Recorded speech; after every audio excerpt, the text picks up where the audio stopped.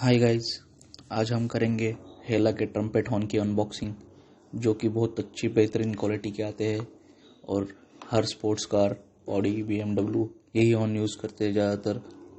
इनका आवाज़ बहुत लाउड है और बहुत अच्छा है सुनने के लिए। जैसे कि आप देख रहे हैं, इस बॉक्स के अंदर बस 2 हॉर्न आते हैं और एक पिन आता है। और मैं आपको तो जैसे कि आप देख रहे हैं कि मैंने ये हेला का हॉर्न इधर एक लगाया है, एक हॉर्न इधर है और एक हॉर्न नीचे। तो इसका हॉर्न अभी मैं आपको साउंड टेस्ट दिखाता हूँ।